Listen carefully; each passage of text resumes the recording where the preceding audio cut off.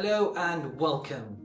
So, the T20 World Cup comes to an end with England as the champions and Pakistan as the runner-ups.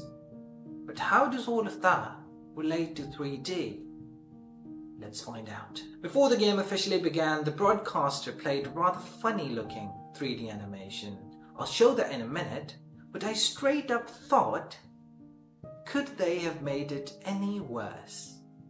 I mean, I know we shouldn't expect some Hollywood level imagery, but come on ICC, with the magnitude of the game, the final of an international cricket tournament in 2022 and the budget that they have, they could have done a lot better job than this, than a 1990s animation. But then I thought, I could break this down for you guys, and this could be a great learning opportunity.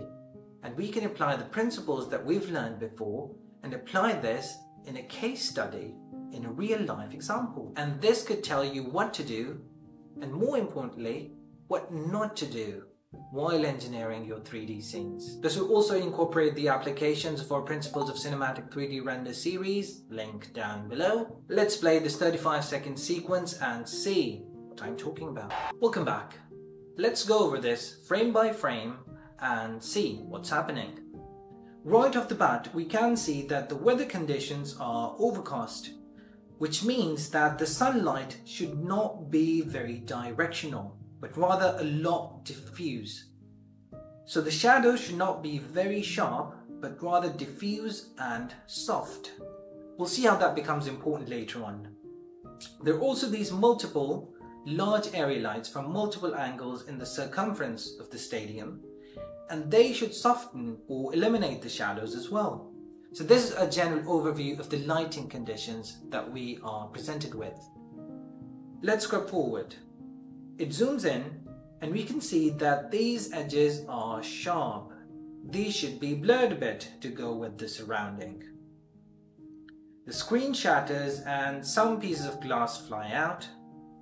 Now, very important, there is no motion blur. With the force this ball supposedly hits the screen from behind, these glass pieces should be mere smudges on the screen. But there is no motion blur, so that looks completely off practicalities. You can see that there is motion blur in the camera, but these bits here are practically tag sharp. Same thing with the ball. The ball hits the ground, and now this smoke is definitely keyed out from a green screen clip slapped on the top simply. You can see the remnants of the green tint here in the shadows. The ball doesn't generate this sort of smoke either. If the art director did want some sort of elemental ejection from the impact site, it should be coming from the direction of the collision, not from all over the screen like it's coming in this scenario. Scrubbing forward, we see that now there is a crater on the ground. Now craters are not formed that way at all.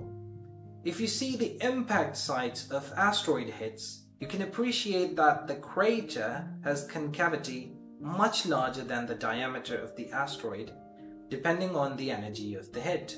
This cricket ball hit is obviously not that energetic as that of an asteroid hit, but the crater should be at least the diameter of the ball. That is why I emphasize on the importance of references again and again.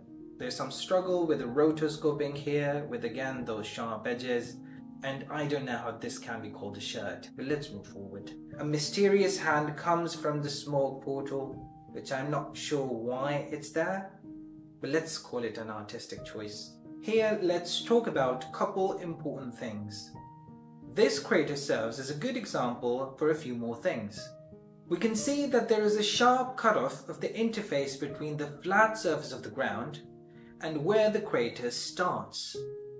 There's this thing called ambient occlusion. It's the darkening that happens between the interface of the two surfaces. The more sort of acute the angle is, the more the darkening, because the less light will get into that sort of a crevice. Here the angle is about 130 degrees, so it's fairly flat, but there should be a bit darkening nonetheless. The second thing is that both of these materials should bleed into each other to give a sense of transition and relation between the 3D elements and the backplate. So there should be this striped green over the edges of the crater, and conversely this mangled soil/grass texture should be a bit on the ground as well. The texture resolution and the texture detail doesn't match up as well. So that is one thing to bear in mind when you composite your own CG scenes. Let's move to right where the hand is about to grab the ball, and let's talk about shadows. Really important. If you remember, I mentioned that in these diffuse lighting conditions, because of the clouds, the shadows should appear soft. But here you can see that there are harsh shadows of both the ball underneath and the hand. So you should know what the lighting conditions are in your own composite. Now if you look closer, not only the lighting is grossly inaccurate, there's even discrepancy between the arm and the ball in regards to the source of light. Let's see. If you draw a line between the highlights of the ball, which is the brightest part, and the shadows, which is the darkest part, you can see that the light is coming from the right side. And now if you do the same thing for the arm, the brightest parts and the darkest parts with the line joining them, you can see that the direction of the light is from the left.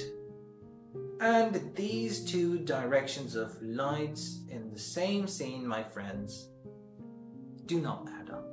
The hand grabs the ball, takes it into the portal. Again, there is no motion blur. England, Pakistan and New Zealand captains watch the unyielding giant. And here comes the World Cup trophy. Again, the harsh textures with harsh shadows on the arms and that weird looking grip. Importance of reference in animation here as well. So references every step of the way. Now as we move it a couple frames forward, the trophy does not look beveled. So these sharp edges do not bounce the light and as a result handicap the form of the 3D model. Your models should have bevels in them as an integral part. As the giant places the trophy on the crater, we can see that although it's made of metal, it does not have accurate reflections of its surrounding. A simple solution would have been to use an HDRI of the same or similar environment. An HDRI is a 360-degree photo of an environment. It would have solved the problem of lighting, shadows, and importantly the reflections on the trophy. If you don't have an HDRI, you can get by kinda okay by using an image grab of the base footage plugged into the HDRI socket. It's not perfect, but it's better than nothing. So the trophy stands here and the T20 outro comes up. Right, this rounds it up. I hope you learned a thing or two from here. If you want to learn how to make your own renders more cinematic, photoreal, how to make them stand out, I've got this Principles of Cinematic 3D Render series that you can have a look. It's an ongoing series that I constantly add up my videos onto. It also comes with an ebook that serves as a perfect revision guide. Link to it down below. Let me know if you have any questions. Hit a like, subscribe, all of that stuff. And until next time.